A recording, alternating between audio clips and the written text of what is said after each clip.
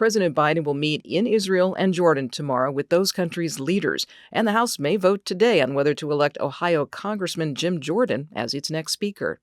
Good morning. I'm Corva Coleman from NPR News, and here are today's top stories.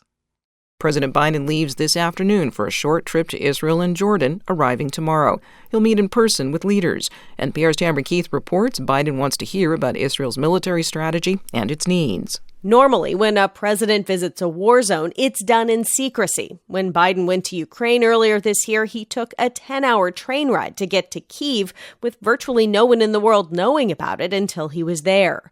National Security Council spokesman John Kirby says the situation is different. Tel Aviv isn't Kyiv. The security situation is certainly tense, of course, but we take all those factors into account when we both plan the president's trip and when we make a decision to preview it. Polling shows at this moment Americans are very much in favor of showing strong support for Israel.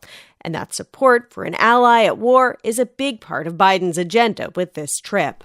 Tamara Keith, NPR News. Meanwhile, Israel continues to strike at Hamas and Hezbollah targets in both Gaza and in Lebanon. NPR's Peter Kenyon reports from Jerusalem. After an intense 24 hours of continued airstrikes, the Israeli military said it had killed Osama Mazzini, a Hamas official responsible for those taken prisoner by Hamas, and who, quote, directed terrorist activities against Israel. To the north, the IDF announced that it was striking Hezbollah targets in Lebanon and later said it had carried out strikes against what it called terror targets and infrastructure of the Hezbollah terrorist organization in Lebanon, adding that it was in response to Fire Monday toward Israel.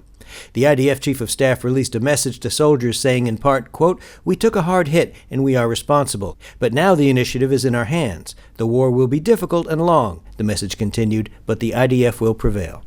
Peter Kenyon, NPR News, Jerusalem. As Israel continues bombing Gaza, the situation for Palestinians remains desperate. Palestinian health officials say the airstrikes have left nearly 2,800 people dead.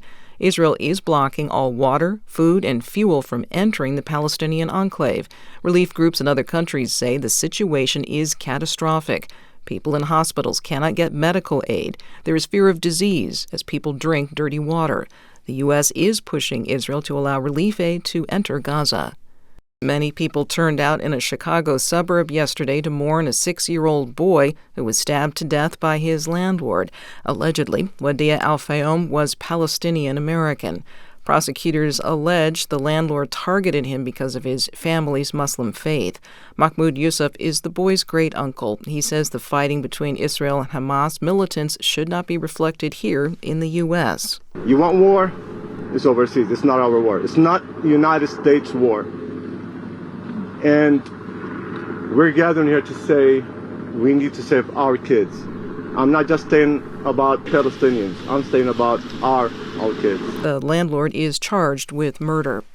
There may be a vote later today in the House to select a new speaker. Republicans have the majority, and Ohio Congressman Jim Jordan won a GOP leadership contest last week, but he did not have near unanimity of GOP support.